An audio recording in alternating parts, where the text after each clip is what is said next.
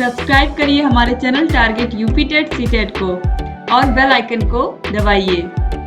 Hello दोस्तों, मैं आनंद स्वागत करता हूं आप सभी का आपके अपने चैनल और app target UP TET CTET में। दोस्तों, मैं आपको डीएलएड सेकंड सेमेस्टर गणित विषय पढ़ा रहा हूं और इसमें देखिए चैप्टर वाइज पूरा सिलेबस तो मैंने आपको पढ़ा ही दिया है। साथ ही साथ आपको मैं राजन सीरीज कंप्लीट करा दिया है मैंने, और पवन सीरीज में बहुविकल्पी प्रश्न जो हैं वो कंप्लीट करा दिए हैं। अब यहाँ पे पवन सीरीज का हम लोग अतिलघुत्तरीय प्रश्न देखने वाले हैं। ठीक है, एक एक प्रश्नों को हम देखते हुए चलेंगे और आप भी एक एक प्रश्नों को खुद से सॉल्व करने का प्रयास करिएगा और सभी का उत्तर खुद रखने का प्रयास करिएगा। ठीक है, तब आप उत्तर देखिएगा। अब इससे पहले क्लासेस अगर आपने नहीं देखा है तो नीचे डिस्क्रिप्शन में लिंक है, वहां से जाकर के आप देख सकते हैं। मैथ के सामने का लिंक क्लिक करेंगे आप तो पूरा वीडियोस आपको खुल के मिल जाएगा।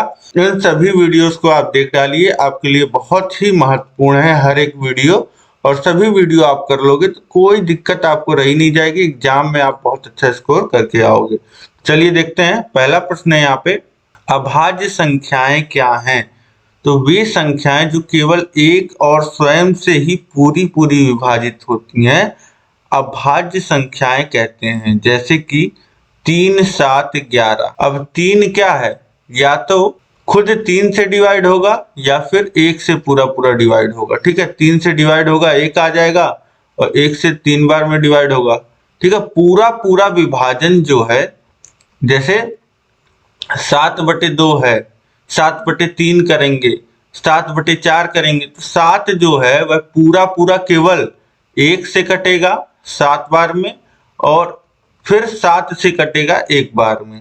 तो इस तरीके से आप समझ पा रहे हैं कि वे संख्याएं जो केवल खुद से और 1 से पूरा पूरा विभाजित होती हैं उन्हें हम अभाज्य संख्याएं कहते हैं। इसे इंग्लिश में प्राइम नंबर्स बोलते हैं। इसके बाद देखिए भाज्य संख्या, जस्ट इसका उल्टा, वे संख्याएं जो किसी ना किसी संख्या से पूरा पूरा विभाजित हो जाती हैं, एक और खुद से तो होंगी लेकिन उसके अलावा किसी और संख्या से भी पूरा पूरा विभाजित होंगी। तो ऐसी संख्याएं जो एक से ही नहीं स्वयं व अन्य संख्याओं से भी पूरा पूरा विभाजित हो जाए, भाज्य संख्याएं कहलाती हैं। यहाँ पे एक करेक्शन है, देखिए 2 जो है वह अभाज्य संख्या होता है, ये ध्यान रखिएगा।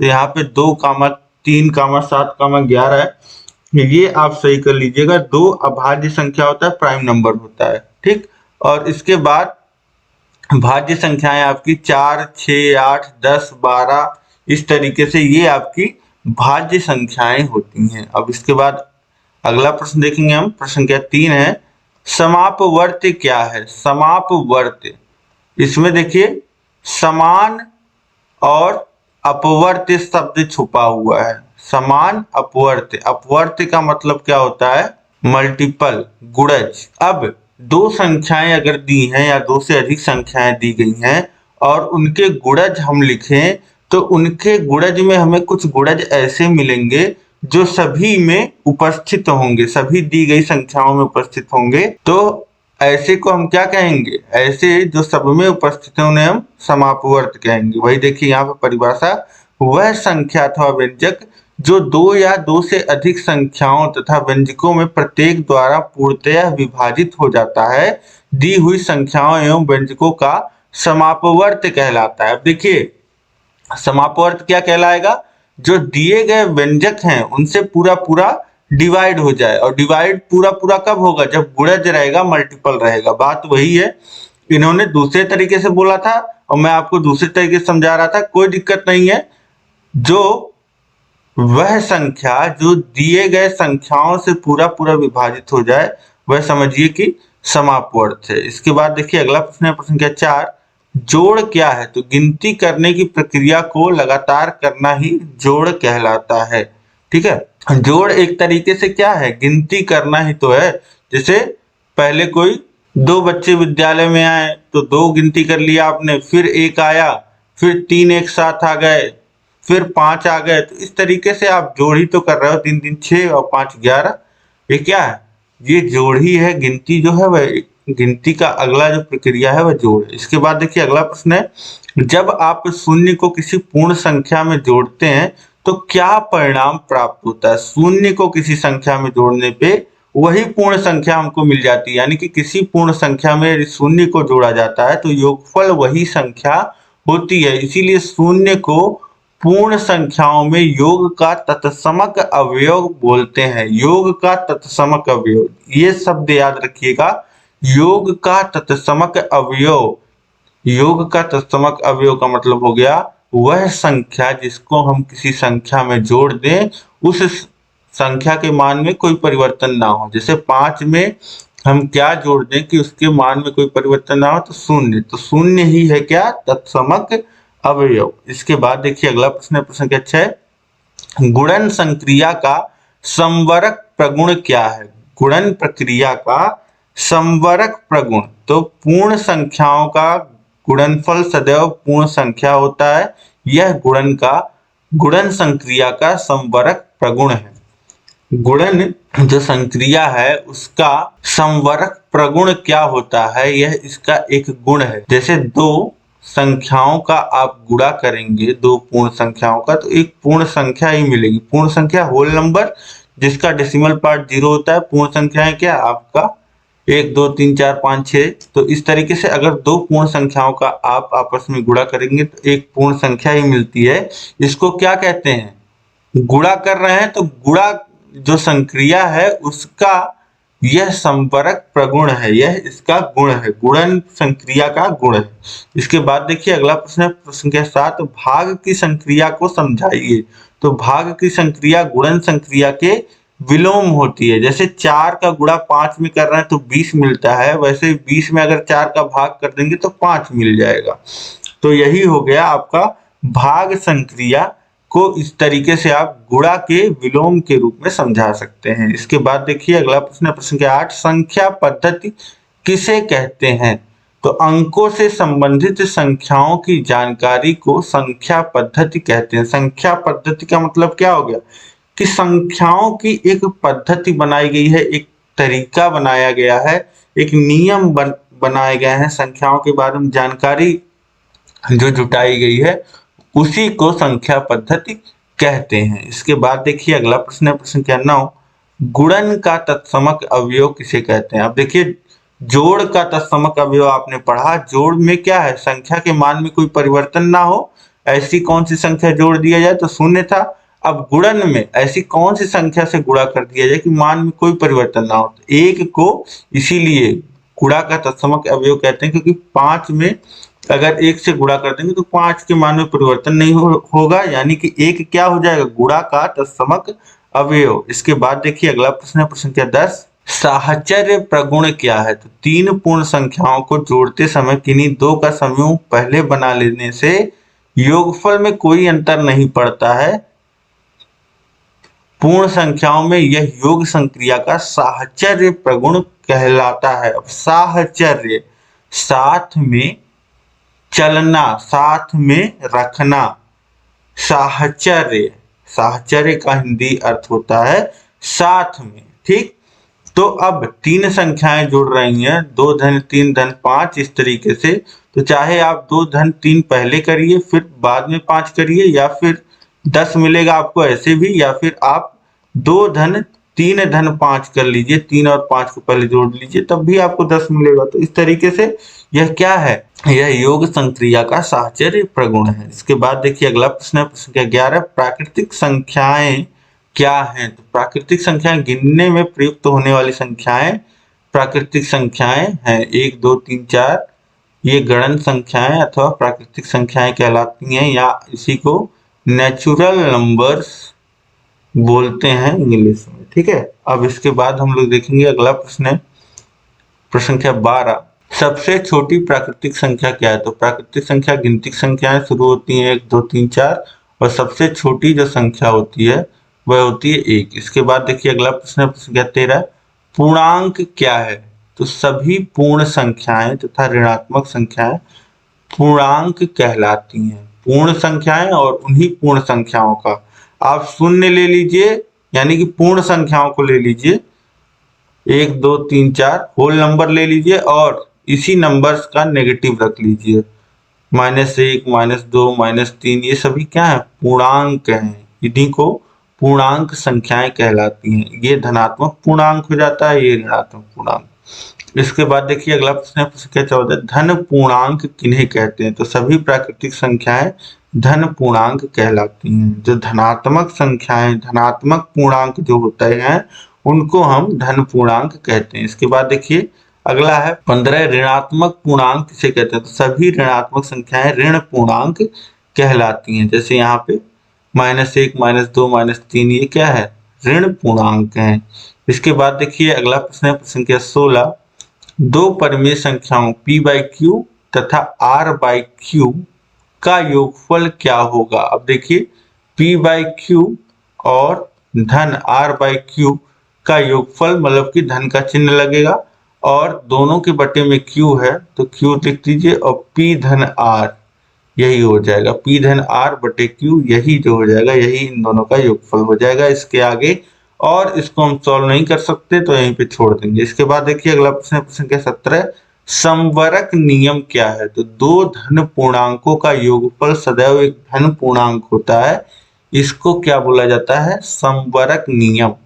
20 धन 15 35 होता है, या कोई भी आप जोड़ लीजिए, 2 धन 7 कर लीजिए, कोई भी दो धन पूर्णांकों को आप जोड़ेंगे तो हमेशा धन पूर्णांक ही मिलेगा। ठीक है, तो इसको इस तरीके से आप समझ सकते हैं कि कहीं से आपको 100 रुपए मिले और उसके बाद आपको 40 रुपए और मिल गए, तो अगर आपको मिल रहा है, कुछ जुड़ रहा है, पहले से आप पॉजिटिव में थे, पहले से आपके पास पैसे थे और पैसे आ रहे हैं, तो आपके पास हमेशा पैसे रहेंगे ही, चले जाएंगे नहीं। ठीक है, तो इसी तरीके से यह क्या है? यह दो को अगर दो धनात्मक पूर्णांकों को जोड़ा जाता है तो हमेशा धन पूर्णांक ही मिलता है। इसके बाद देखिए अगला प्रश्न है प्रश्न संख्या 18, साहचर्य नियम क्या है? अभी हमने पढ़ा कि अगर तीन आपस में जुड़ रहे हैं, देखिए वही एग्जांपल यहाँ पे दिया है, तीन संख्या अगर आपस में जुड़ रही तो पहले किन्हीं दो को जोड़ना या बाद में किन्हीं दो को जोड़ना कोई अंतर नहीं पड़ता है। तो यदि तीन पूर्णांक जैसे 3, 5 और 8 को जोड़ने पर वही योगफल प्राप्त होता है जो 5, 8 और 3 को जोड़ने पर होता है, तो ये क्या है? ये साहचर्य नियम कहलाता है। जैसे 3 धन 5 धन 8 लिखा गया और बराबर 3 धन 5 धन 8 कर दिया गया, तो 8 धन 8 हो गया और इधर 3 धन 13 हो गया। अब दोनों तरफ आपको 16 बराबर 16 मिल जाएगा। ठीक है, तो यह क्या हो जाएगा? यह साहचर्य नियम हो जाएगा। इसके बाद देखिए अगला प्रश्न है प्रश्न संख्या 19, 3 और 4 को अनुपात में व्यक्त कीजिए।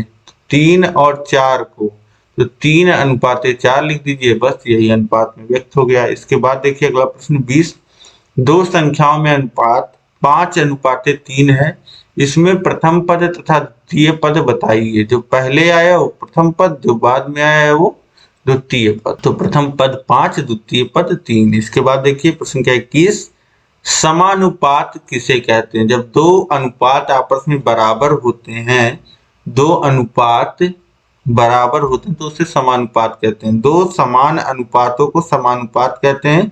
इसे दर्शाने के लिए इस तरीके के चिन्ह का प्रयोग करते हैं। दो समान अनुपातों को दर्शाने के लिए क्या होता है? दो समान अनुपातों को इस तरीके से दिखाते हैं और इसे क्या बोलते हैं? समानुपात। अब समानुपात में कितने पद होते हैं? दो अनुपात बराबर होना, यानी कि कहीं पे लिखा है 2 अनुपाते 3 और समानुपाते 4 अनुपाते 6 लिखा है, तो इसमें कितने पद होते हैं? इसमें 2, 2, 4 पद होते हैं। ठीक है, तो यहाँ तक आप समझ गए। अब इसके बाद देखिए अगला प्रश्न है प्रश्न संख्या 23, मिश्र अनुपात किसे कहते हैं? तो अनुपातों को निरूपित करने वाली भिन्नों को गुणा करने पर प्राप्त गुणनफल उन अनुपातों का मिश्रित अनुपात कहते हैं। ठीक है, तो अनुपातों को निरूपित करने वाली जो भिन्न होती है उनका गुणा करने पर जो प्राप्त गुणनफल होता है उसका जो अनुपात होता है उसको हम क्या कहते हैं?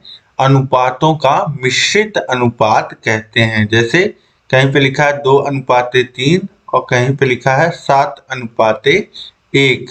तो अब 2 अनुपाते 3 को कौन सा भिन्न निरूपित करता है? 2/3 और 7 अनुपाते 1 को 7/1। अब गुणा कर लीजिए इनका आपस में, तो ये हो जाएगा 14/3, यानी कि 14 अनुपाते 3। तो अनुपातों को निरूपित करने वाले भिन्नों का गुणा करने पर प्राप्त गुणनफल उन अनुपातों का मिश्रित अनुपात कहलाता है। तो 14:3 क्या हो जाएगा? मिश्रित अनुपात हो जाएगा या मिश्र अनुपात हो जाएगा। इसके बाद देखिए अगला प्रश्न है, प्रश्न संख्या 24। समानुपात के भेद बताइए। तो समानुपात के दो भेद, पहला सरल अनुपात, दूसरा मिश्र अनुपात। इसके बाद देखिए अगला प्रश्न है, प्रश्न संख्या 25। मिश्र अनुपात किसे कहते हैं? तो अभी हमने देखा मिश्र अनुपात किसे कहते हैं, जब 3 या 3 से अधिक राशियां दी हो और उनमें से एक राशि का परिवर्तन 2 या 2 से अधिक राशियों पर निर्भर हो तो मिश्र अनुपात कहलाता है। तो ये मिश्र अनुपात की दूसरी परिभाषा भी आप याद रख सकते हैं। इसके बाद देखिए अगला प्रश्न है, प्रश्न संख्या 26।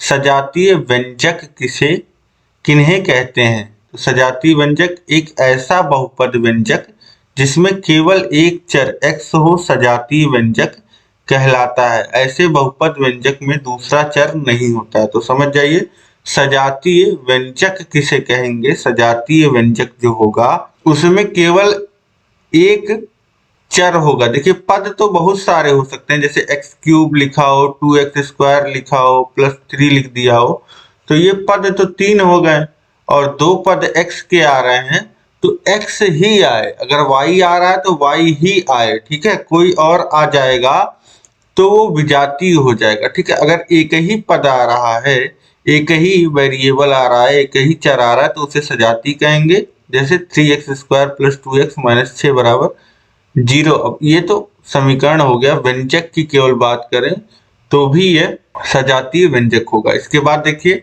अगला प्रश्न है, प्रश्न संख्या 27। विजातीय व्यंजक क्या होते हैं? तो ऐसे बहुपद व्यंजक जिनमें अलग अलग चर होते हैं विजातीय व्यंजक कहलाते हैं। जैसे 3x + 2 तथा ये एक ही में होने चाहिए। देखिए एक ही में होने चाहिए। जैसे लिखा हो 3x प्लस इसी x की जगह 2y - 6 आ जाता तो ये क्या हो जाता? ये विजातीय हो जाता, ठीक। अब इसके बाद अगला प्रश्न देखिए, प्रश्न संख्या 28 है।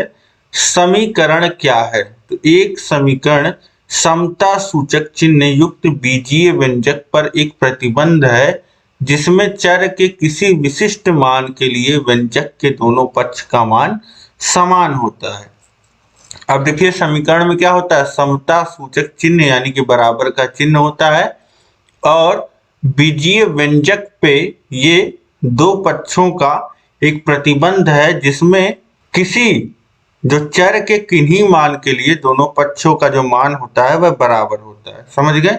अब इसके बाद देखिए प्रश्न संख्या 29 है, ठीक है। अब चर का जैसे एक घात का बीजीय व्यंजक रहेगा, एक घात का समीकरण रहेगा तो एक मान निकलेगा, 2 घात का तो 2, 3 घात का तो 3। अब सर्वसमीका क्या होता है? तो चर राशि में ऐसा जिनमें दोनों पक्ष बराबर हो सर्वसमीका संबंध कहलाता है। अब देखिए समीकरण में किन्हीं मानों के लिए जो चर रहेंगे उसके किन्हीं मान के लिए दोनों पक्ष बराबर होंगे, लेकिन सर्वसमीका में क्या होगा कि चर के सभी राशियों के लिए दोनों पक्ष, चर के सभी मानों के लिए दोनों पक्ष बराबर रहेंगे। जैसे 3x - 5 बराबर 5x - 2 धन 5।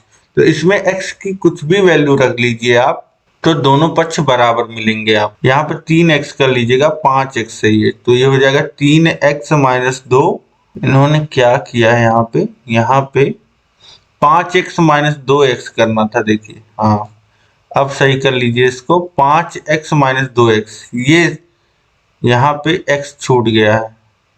3x धन 5 बराबर 5x - 2x धन 5। इसमें यह सर्वसमीका है आपका।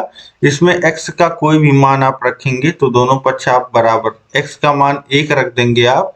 देखिए 3 × 1 यानी कि 3 धन 5 8 हो जाएगा और ये 5 - 2 धन 5 तो ये हो जाएगा 3 धन 8, दोनों तरफ 8 आ जाएगा। इसी तरीके से x का मान 2 रखेंगे तो भी जो भी मान निकलेगा वो दोनों तरफ निकलेगा और बराबर रहेगा। तो इस तरीके से सर्वसमीका में हर एक मान के लिए दोनों पक्ष बराबर होते हैं। इसके बाद देखिए अगला प्रश्न है, प्रश्न संख्या 30। AB धन AC धन AD के गुणनखंड कीजिए। अब देखिए हर जगह A आ रहा है तो A कॉमन ले लीजिए आप और बचेगा क्या? AB की जगह B, AC जहां था वहां पे C बचेगा, यहाँ AD था वहां D बचेगा, यही आपका गुणनखंड हो जाएगा। इसके बाद देखिए प्रश्न संख्या 31 है, 9x स्क्वायर माइनस 64 के गुणनखंड कीजिए। 9x स्क्वायर को 3x का स्क्वायर लिख सकते हैं और माइनस 64 को 8 का स्क्वायर लिख सकते हैं। अब आपको पता है ए स्क्वायर माइनस बी स्क्वायर का फॉर्मूला, एक ब्रैकेट में a प्लस बी, दूसरे ब्रैकेट में a माइनस बी। ए की जगह देखिए 3x, बी की जगह है 8, तो एक ब्रैकेट में 3x प्लस 8 और गुणे दूसरे ब्रैकेट में 3x माइनस 8, ये हो जाएगा।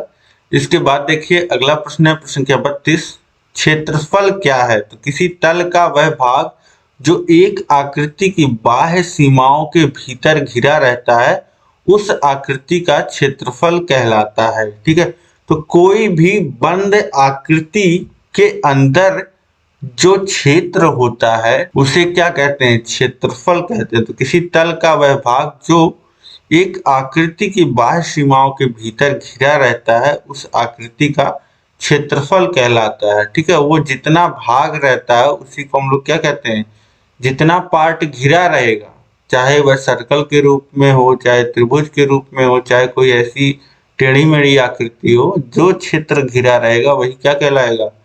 उसका क्षेत्रफल। इसके बाद देखिए अगला प्रश्न है प्रश्न संख्या 33, क्षेत्रफल का मात्रक क्या है? तो क्षेत्रफल जैसे लंबाई का मात्रक होता है मिलीमीटर, सेंटीमीटर, मीटर, वैसे ही आपका क्षेत्रफल का मात्रक होता है millimetre square, centimetre square, metre square. ठीक है, तो वर्ग इकाइयां होती हैं।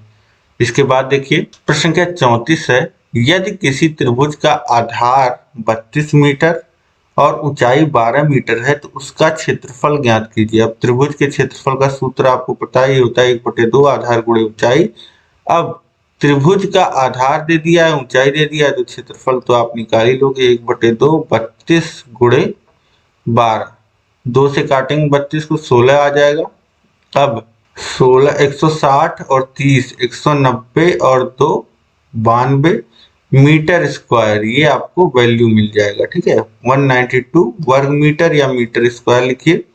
इसके बाद देखेंगे हम लोग अगला प्रश्न है हमारा प्रश्न संख्या 35, यदि एक समचतुर्भुज के विकर्ण 26 सेंटीमीटर और 12 सेंटीमीटर हैं तो समचतुर्भुज का क्षेत्रफल ज्ञात कीजिए। देखिए समचतुर्भुज यानी कि रोम्बस, जो टेढ़ा वर्ग इसको आप कह लीजिए, तो इसका जो क्षेत्रफल होता है वह इसके विकर्णों के गुणा से हमको मिलता है। यानी कि एक अगर D1 है और दूसरा D2 है तो इससे हमको क्षेत्रफल मिलता है, इसी का आधा कर देते हैं तो क्षेत्रफल बराबर हो जाएगा 1/2 गुणे D1 गुणे D2, यानी कि विकर्णों का गुणनफल। तो ये हो जाएगा 1/2 और एक विकर्ण है 26, दूसरा है 12, तो 26 गुणे 12, 2 से काट दीजिए 12 को, 6 बार में कट जाएगा और 130 और 26, 26 छक्का 156, 156 वर्ग सेंटीमीटर आ जाएगा। इसके बाद देखिए अगला प्रश्न है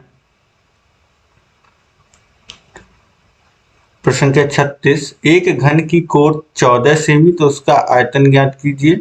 अब देखिए घन की कोर का मतलब होता है घन की भुजा, घन की जो भुजा की लंबाई दे दिया गया वह 14 सेंटीमीटर दे दिया गया। भुजा को कोर भी कहते हैं, याद रखिएगा। अब घन का आयतन जो होता है वह भुजा का क्यूब होता है, यानी कि a क्यूब, यानी कि यहाँ पे हो जाएगा 14 का क्यूब, 14 का गुणा 14 में, फिर 14 में गुणा होगा तो ये हो जाएगा 14 का क्यूब 2744, और सब कुछ सेंटीमीटर में दिया है तो घन सेंटीमीटर आप लिख दीजिएगा या सेंटीमीटर क्यूब लिख दीजिएगा। 3 बार गुणा हो रहा है तो क्यूब हो जाएगा। ठीक, इस तरीके से यहाँ पे आप समझ पा रहे होंगे, घन का आयतन आप निकाल लोगे। इसके बाद देखिए प्रश्न संख्या 37 है, आयत किसे कहते हैं? इसका क्षेत्रफल परिमाप ज्ञात करने का सूत्र बताइए। तो देखिए आयत एक आकृति है इस प्रकार से जिसकी लंबाई और जो चौड़ाई होती है वह आमने सामने की समान होती है। ठीक है, आमने सामने की भुजाएं समान होती हैं, प्रत्येक कोण 90 अंश के होते हैं जिन्हें समकोण भी बोला जाता है। 90 अंश के कोण को समकोण भी बोलते हैं। ठीक है, तो आयत एक 4 भुजाओं की आकृति है जिसके आमने सामने की भुजाएं बराबर होती हैं तथा इसका प्रत्येक कोण समकोण 90 अंश का होता है और इसका जो क्षेत्रफल होता है वह लंबाई गुणे चौड़ाई होता है a इंटू बी, और इसका जो परिमाप, किसी भी आकृति का परिमाप निकालना है आपको, तो एक बिंदु पकड़िए, उसी बिंदु से आप चलना शुरू करिए और फिर उसी बिंदु पे लौट आइए। जितनी दूरी आपको तय करना पड़ेगा वही उसका परिमाप होगा। तो यहाँ पे देखिए आपको 2 बार लंबाई चलना पड़ेगा और 2 बार चौड़ाई भी चलना पड़ेगा, ठीक है। a धन b धन a धन b यही करेंगे, तो 2 बार लंबाई 2 बार चौड़ाई जोड़ेंगे, यानी कि 2 का गुणा कर दीजिए लंबाई धन चौड़ाई में, आपको मिल जाएगा इसका परिमाप। तो इस तरीके से ये आयत का परिमाप हो गया। इसके बाद देखिए अगला प्रश्न है प्रश्न संख्या 38, वर्ग क्या है, इसका क्षेत्रफल ज्ञात करने का सूत्र बताइए। तो वर्ग तो और आसान है, इसमें चारों भुजाएं आप बराबर हो, ठीक है। चार भुजाओं से घिरी ऐसी आकृति जिसके चारों भुजाएं समान हो तथा प्रत्येक कोण समकोण हो, वर्ग कहलाता है। तो ये ए और ये ए। तो वर्ग का क्षेत्रफल जो होता है वह भुजा का स्क्वायर होता है, ठीक है। भुजा गुणे भुजा, दो भुजा समान ही होता है, तो ये ए स्क्वायर हो जाएगा। और वर्ग का परिमाप चारों भुजाओं को जोड़ लीजिए, 4 बार ए यानी कि 4 गुणे ए, ठीक है। तो ये हो गया वर्ग का परिमाप। इसके बाद देखिए त्रिभुज का क्षेत्रफल का सूत्र यहाँ पे पूछ रहा है, त्रिभुज के क्षेत्रफल ज्ञात करने का सूत्र बताइए। त्रिभुज के क्षेत्रफल का सूत्र होता है 1/2 आधार गुणे ऊंचाई। और एक त्रिभुज का क्षेत्रफल और आपको याद रखना है वो समबाहु, ऐसा त्रिभुज जिसकी सभी भुजाएं जो बराबर होती हैं, ठीक है। अगर एक भुजा ए है दूसरी तो तीसरी भी ए है, समबाहु त्रिभुज कहते हैं। इसका जो क्षेत्रफल होता है वह √3/4 भुजा का स्क्वायर होता है, ये याद रखिएगा। इसके बाद देखिए अगला प्रश्न है प्रश्न संख्या 40, अवर्गीकृत आंकड़े क्या हैं। तो ऐसे अवर्गीकृत आंकड़े जिनको देखकर तुरंत कोई निष्कर्ष निकालना संभव नहीं होता है, अवर्गीकृत आंकड़े कहलाते हैं। जैसे आपके सामने 6 सब्जेक्ट का रिजल्ट खुल के आता है 10th में, तुरंत आप परसेंटेज तो कैलकुलेट नहीं कर लेते हैं, तुरंत वो आंकड़े क्या रहते हैं, अवर्गीकृत रहते हैं, कोई ऐसे लाइन से नहीं लगा रहता है, ठीक है। सबसे कम सबसे ज्यादा इस तरीके से नहीं लगा रहता है, तो उससे तुरंत निष्कर्ष निकालना, पहले आप कैलकुलेट करोगे तब निष्कर्ष निकालोगे। लेकिन कहीं पे अगर लिखा हो कि इस बालक ने 79% मिला है इसको, तो इसको क्या कहेंगे, ये एक वर्गीकृत है। या फिर इस तरीके से लिखा हो कि पहले बच्चे ने 78 सबसे कम स्कोर किया, फिर 79, फिर 80, 81, 85, इस तरीके से लोगों ने स्कोर किया है, तो ये भी एक वर्गीकृत आंकड़ा हो गया, बढ़ते क्रम में लिखा हुआ है। लेकिन जहां कोई क्रम ना हो उस आंकड़े को हम लोग क्या कहते हैं, अवर्गीकृत आंकड़ा कहते हैं। इसके बाद देखिए अगला प्रश्न है प्रश्न संख्या 41, वर्ग अंतराल किसे कहते हैं। तो वे समूह जिनके द्वारा आंकड़ों को विभक्त किया जाता है वर्ग अंतराल कहलाते हैं। उदाहरण स्वरूप 0 से 5, 5 से 10, 10 से 15। अब आपको पता है कई स्कूलों में क्या करते हैं कि जो 80% से 100% के बच्चे होते हैं जिनका रिजल्ट होता है, उनका एक सेक्शन बना देंगे सेक्शन ए, फिर उसके बाद 20% का उठाएंगे सेक्शन बी बना देंगे, फिर उसके बाद सेक्शन सी, इस तरीके से करते हैं। तो ये क्या हो गया, ये समूह बनाना हो गया। इसी तरीके से अगर 0 से 5 के बीच में जो आंकड़े आ रहे हैं तो उनका एक समूह हो गया, फिर 5 से 10 का, फिर 10 से 15 का। ये अपने सुविधा अनुसार आप कितना भी बना सकते हैं, जैसे 1 से 10 तक बना लीजिए, फिर 10 से 20 तक बना लीजिए, फिर 20 से 30, इस तरीके से आप कुछ भी अपने सब सुविधा अनुसार समूह बना सकते हैं, ठीक है। तो आप चीजें समझ पा रहे होंगे। अब यहाँ तक प्रश्न संख्या 41 तक आप देख लीजिए, कोई भी दिक्कत हो तो आप मुझे कमेंट करके बताइए और इस क्लास को लाइक कर दीजिए। लाइक आप लोग वीडियो को बहुत कम कर रहे हैं, जिससे क्या हो रहा है कि बहुत कम लाइक रह जा रहे हैं वीडियो और लोगों तक वीडियो नहीं पहुंच पा रहा है। तो अधिक से अधिक शेयर भी कर दीजिए अपने सभी दोस्तों में, ताकि सभी लोग क्लासेस से जुड़ पाएं और अच्छे से अपनी प्रिपरेशन कर पाएं। देखिए चैनल को सब्सक्राइब नहीं किया तो सब्सक्राइब कर लीजिए, इसी तरीके की महत्वपूर्ण क्लास आपको मिलती रहेंगी। अब सभी विषयों का जो लिंक है वह नीचे डिस्क्रिप्शन बॉक्स में दिया गया है, वहां से जाकर के आप पढ़िए और अपने तैयारी को बेहतर बनाइए। और अच्छी तैयारी करने के लिए नीचे डिस्क्रिप्शन में लिंक दिया गया है ऐप का, ऐप डाउनलोड करिए और वहां से आपको सारी सुविधाएं मिलेंगी ऐप पे। सेकंड सेमेस्टर का कोर्स आपको मिल जाएगा, उसमें आपको chapter wise classes, test series मिल जाएगा और बिना प्रचार के आप सभी क्लासेस को देख पाएंगे। और साथ ही साथ पीडीएफ नोट्स आपको मिल जाएंगे, हैंड रिटन नोट्स के, मैराथन क्लास के। और राजन पवन सीरीज जो हम पूरा पढ़ा रहे हैं, इसका भी पीडीएफ आपको मिल जाएगा। साथ ही साथ previous year question paper, model paper, सब कुछ आपको अवेलेबल करा दिया गया है। तो जरूर कोर्स में एनरोल करिए। अब हम लोग मिलेंगे नेक्स्ट क्लास में, आगे के क्वेश्चंस को डिस्कस करेंगे। तो आपका 3 से 4 क्लास में अब कंप्लीट हो जाएगा। उम्मीद करते हैं आप ऐसे ही चैनल से बने रहेंगे और कहीं भी कोई भी दिक्कत आए तो आप इस नंबर पे कांटेक्ट करके बात कर सकते हैं। अब हम लोग मिलेंगे नेक्स्ट क्लास में। जय हिंद, जय भारत।